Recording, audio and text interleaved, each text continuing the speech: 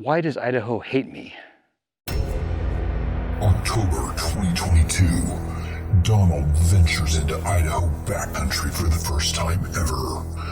During the night, he is hit by a storm and nearly rolls his truck trying to get off the mountain on the insanely slick Idaho mud.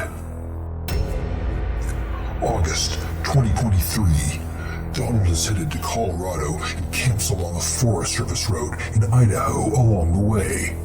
During the night, he is hit by a storm, depriving him of sleep, and the return to the freeway becomes treacherous on the insanely slick Idaho mud. September 2024. Third time's a charm, right? More like 3 strikes and you're out. Donald camps in Idaho with fellow adventurers, only to have the evening disrupted by a storm materializing out of nowhere. Coincidence? I don't think so. It's day 1 of my week-long Idaho adventure, and an unexpected storm is not the only thing going wrong today. But let's go back to the beginning. I've met up with a crew of fellow adventurers out on their own week-long expedition, led by George of the YouTube channel Southwest Idaho Overlanding. Over the past few years, George has been piecing together a route crossing the entire state of Idaho from Oregon to Wyoming on dirt roads across public lands. This week, George and friends are running the entire route beginning to end for the first time ever. They've been on the trail for a few days already, and I'm going to join them just for today's leg of their journey. Among them, you may recognize the Backroad Exploration rig, which is a YouTube channel based out of Utah. Jared is a friend of mine, and you may recall I met up with him and his brother Mike when I was in Utah a couple years ago. George did not tell me Jared would be along, nor did he tell Jared I'd be joining them for a day. Donald, I'm so excited to see you, man. This is so crazy. Oh, it's just so cool. Man. I'm loving it. When I first was talking to George over there, and he said, like, yeah, there might be a few people here, you know, and it's like, yeah, I knew Bob was coming, and he said, and Jared? I said, Jared? I don't, Jared. He said, yeah, Jared from Utah. I was like, no.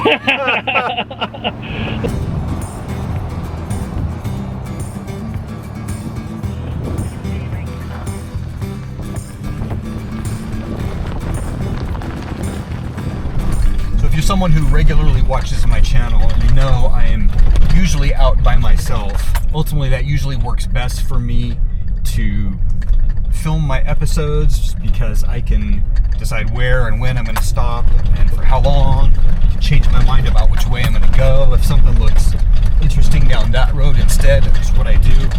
It's a little awkward to stop a big convoy like this to, you know, set up cameras, set up my tripod, and get everyone to drive by. So I'm not really doing any of that in this video. Even so, you're still going to see plenty of trail footage today. The last time I met up with George 4 years ago in southeastern Oregon, his daughter was a passenger in his vintage Jeep, but this time she's driving her own rig, making this the second blue Durango I've been out on a trail with.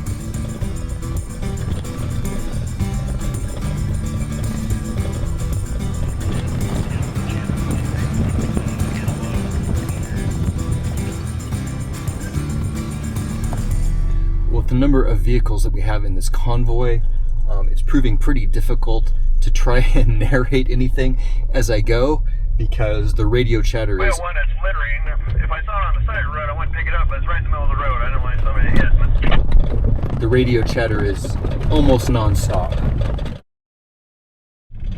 So... By the way, that complaint about the chase lights, that's not just a complaint about chase lights, that's a complaint about LED lights. That's a characteristic of LED lights.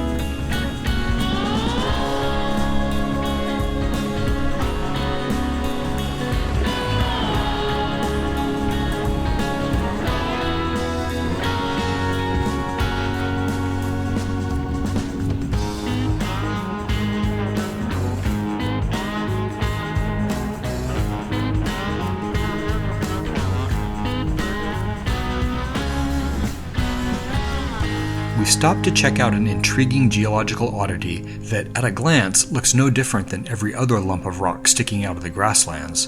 But this appears to be a lava tube with a collapsed roof. Some yards away is another small opening that ramps down into the larger cavern.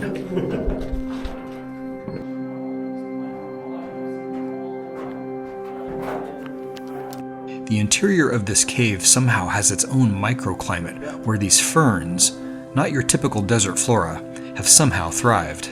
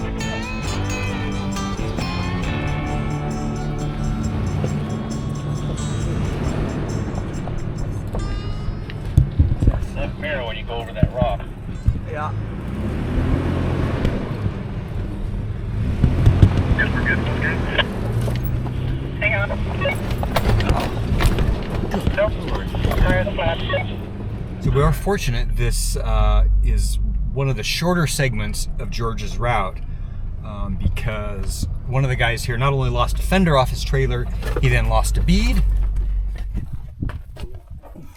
Back of the trailer. You got some what? After we tried to rebead that, turned out he had some leaks. Yeah, I wouldn't go down the freeway with it, but...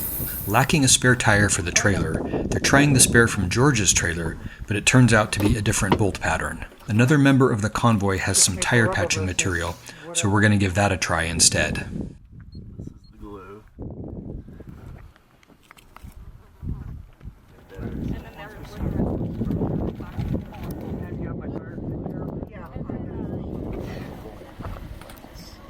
like some Donald Duck Mickey Mouse cartoon. Seeing this patched up tire immediately evokes a childhood memory of the patched tires in this classic.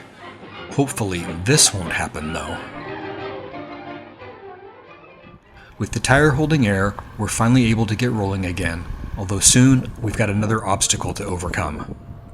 I'll have to put down the camera and help roll it up out of the way.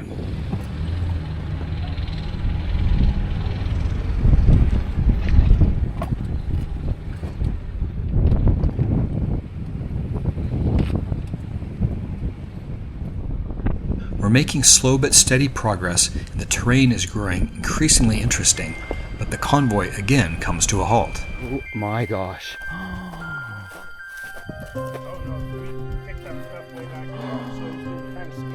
Yeah, but see, we... Those are pieces of the teardrop trailer. Oh. Not only did the repaired tire lose its air, but the other tire has also suffered a catastrophic failure, and the bottom of the trailer was apparently dragging across the many rocks in the road for quite some distance. The only option now is to leave the trailer here and get the rest of the convoy past it and along to the campsite, which isn't much further ahead. In the morning, a couple of guys will run into the nearest town for new tires and return to recover the trailer.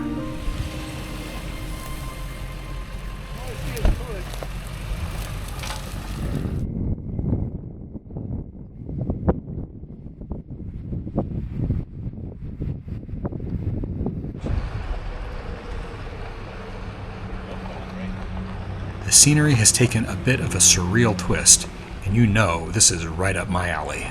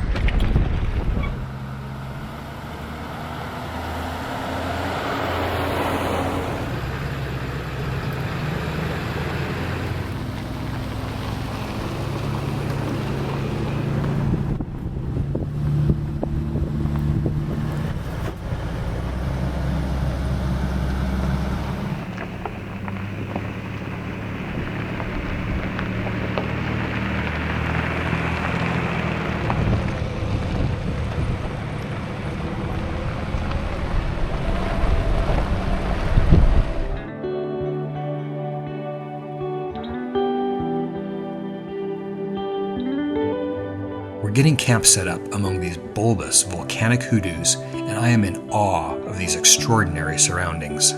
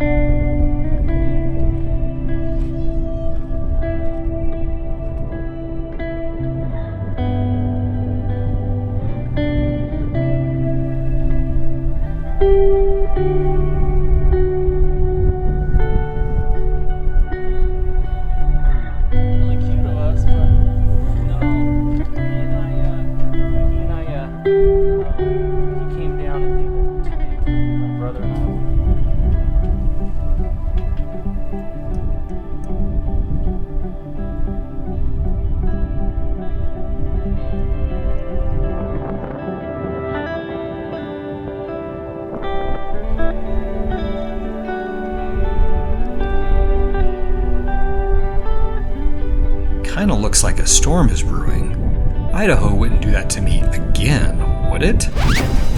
Oh, I guess it would. It's all Chad can do to keep that gazelle from flying away, so I'm gonna put down the camera and go help him. Okay, a lot of you asked me how the Topo Toppers does in the wind, and here for once I've got wind and I'm not in bed, which is when it usually seems to hit. So I was just going to show you what it looks like in here. We got some pretty severe wind hitting, and you can see how the wind is coming from that direction. So this wall right here is getting pushed in. You can see how it sort of flops and breathes a little bit, but it's very sort of low frequency whoomp whoomp as opposed to a like other tents I've been in the wind.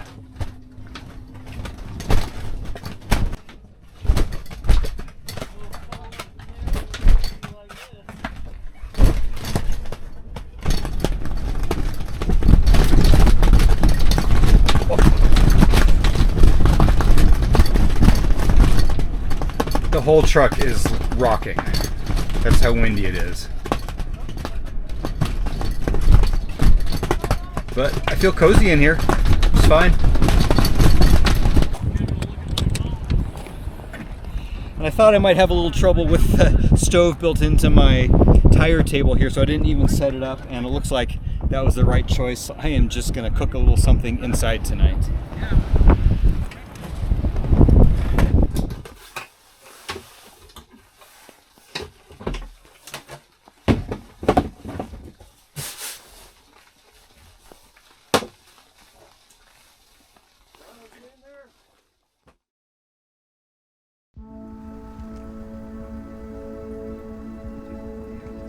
After a long night of wind, rain, thunder, and lightning, it's much more peaceful this morning.